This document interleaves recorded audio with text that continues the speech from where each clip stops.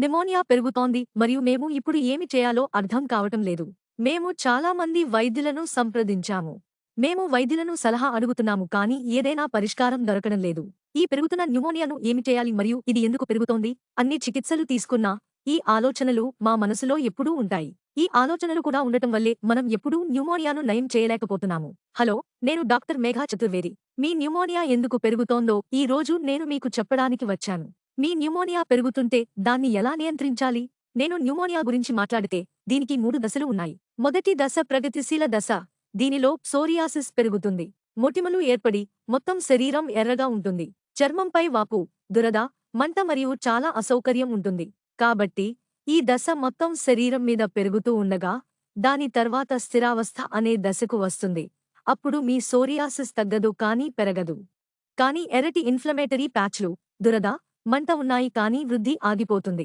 ఆ దశ స్థిరంగా ఉంటుంది మరియు అది నయం చేయబడదు. అప్పుడు మీ సోరియాసిస్ తగ్గడం ప్రారంభించే తిరోగమన దశకు వస్తుంది. మీ మచ్చలు నల్లగా మారాయి, దురద తక్కువ, ఎరుపు తగ్గింది, పొరలు తక్కువ మరియు మీ మచ్చలు క్లియర్ అవుతున్నాయి. మీరు చికిత్స తీసుకుంటే ఈ దశలను ఎదుర్కొంటారు. మీరు మందులు వాడుతూ మీ సోరియాసిస్ నియంత్రణకు సరైన పద్ధతులను ఎంచుకుంటున్నప్పుడు తిరోగమన దశ రావడం జరుగుతుంది. ఇప్పుడు మేము సోరియాసిస్ పెరుగుదల గురించి మాట్లాడుతున్నాము. కాబట్టి మీ వ్యాధి ప్రగతిశీల దశలో ఉంది. కాబట్టి పెరుగుదలకు కారణం ఏమిటి? మొదటగా, మీ సోరియాసిస్ పెరగడానికి కారణం మీరు ఇప్పటివరకు వాడిన చికిత్స స్టెరాయిడ్లు కావచ్చు. మీరు ఇంగ్లీష్ మందులు వాడినప్పుడు మీ సోరియాసిస్ స్థిరంగా ఉండేది. కానీ దాన్ని ఆపిన తర్వాత అది మీ శరీరంలో డబుల్ స్పీడ్తో, డబుల్ మోతాదులో వచ్చి మీరు దాన్ని కంట్రోల్ చేయలేకపోతున్నారు. నంబరు 2, మీ కాలేయం అస్తవ్యస్తంగా ఉండవచ్చు. స్టెరాయిడ్స్ తీసుకోవడం వల్ల మీ కాలేయ స్థాయిలు చెడిపోయాయి. దీనివల్ల కాలేయంలో ఉన్న విషతులు బయటకు పోలేకపోతున్నాయి. అవి అక్కడ చేరి పేరుకుపోతున్నాయి మరియు మీ సోరియాసిస్ కూడా ఉద్రేకపడుతుంది లేదా పెరుగుతోంది.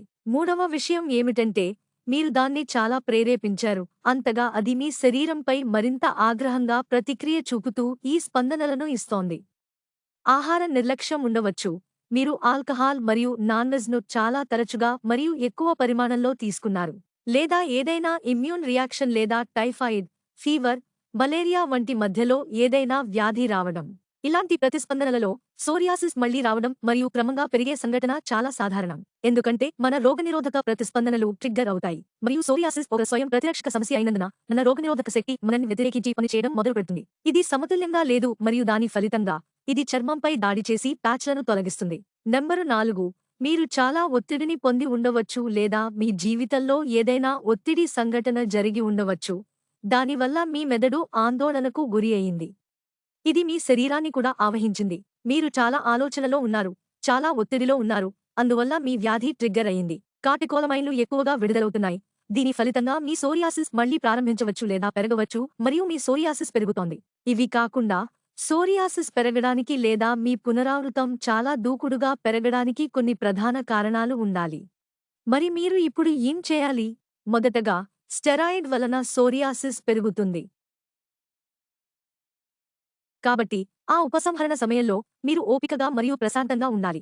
ఎందుకంటే మీరు స్టెరాయిడ్స్ వాడినంత కాలం మీ మందులు మీ శరీరంలో మీ రోగనిరోధక శక్తిని అణచివేశాయి. మీరు స్టెరాయిడ్స్ వాడకం ఆపేసినప్పుడు అది చాలా ఉగ్రంగా బయటపడింది.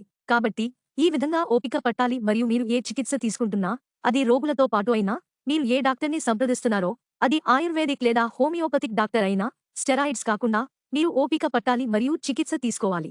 మరియు వారిని సంప్రదిస్తూ ఉండండి. ఆ డాక్టర్లు వారి నొప్పిని ఎలా నయం చేస్తారో మీరు వారితో తరచూ సంప్రదించాలి.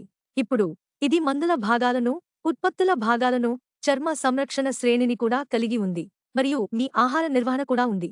మీరు తినడం మరియు త్రాగడంలో సమస్యలు పడుతున్న జీవనశైలిని కూడా నియంత్రించాలి. కానీ రోగులను ఉంచడం అవసరం. మీ స్టెరాయిడ్ యొక్క ప్రభావం తగ్గిన తర్వాత మీ వ్యాధి బయటపడుతుంది మరియు అది మెరుగుపడతాయి. అయితే ఇది భవిష్యత్తులో మళ్లీ రాదు. మొదటి విషయం, అది ఆ సమయంలో మెరుగుపడుతుందని మంచిది. కానీ పేషెంట్లను ఉంచుకుంటే స్టెరాయిడ్స్ మానేయడం వల్ల సమస్య రావడం వల్లే, మేము మార్చిన చికిత్స వల్ల అని మీరు అనుకుంటున్నారు. కానీ అది కాదు. మీరు స్టెరాయిడ్స్ యొక్క మోతాదును తగ్గించినప్పుడల్లా లేదా వదిలేసినప్పుడల్లా మీ వ్యాధి శరీరంపై బయటపడుతుంది. ఎందుకంటే ఇప్పుడు మీరు మీ ఇమ్యూనిటీని సప్రెస్ చేయడం లేదు. రెండవది, పెరిగిపోతున్న సోరియాసిస్ను మీరు ఏమి చేయాలి? నేను చెప్పినట్లుగా సరైన చికిత్స మీ ఎంపిక. మీరు ఏమి తీసుకోవాలి? ఆహారం, జీవనశైలి యొక్క సరైన నిర్వహణ, అలాగే రోగులను సరిగ్గా ఉంచడం. కావాలనుకుంటే కర్పూరం జోడించడం ద్వారా కొబ్బరి నూనెను పూయవచ్చు.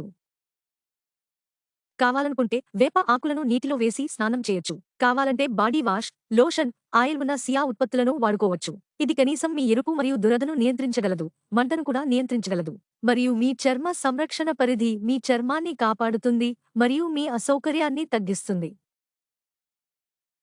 దీనితో పాటు జీవనశైలిలో సరైన మార్పు అంటే తక్కువ ఒత్తిడి పొందడం. మీరు తక్కువ ఒత్తిడిని తీసుకుంటే మీరు ఎంతో ఓపిక పట్టగలరు. మీ ప్రగతిశీల దశ త్వరగా తిరోగమన దశకు మారడం ప్రారంభమవుతుంది. మరియు మీ సోరియాసిస్ మెరుగుపడటం ప్రారంభమవుతుంది. ఒకవేళ అది జరగకపోతే మీరు క్రింద ఇచ్చిన నంబర్లో నా టీంతో మాట్లాడవచ్చు. మీరు నాతో కలవడానికి రావచ్చు మరియు మీ సోరియాసిస్ నయం చేసుకోవచ్చు. అప్పటి వరకు ధన్యవాదాలు మరియు జాగ్రత్త.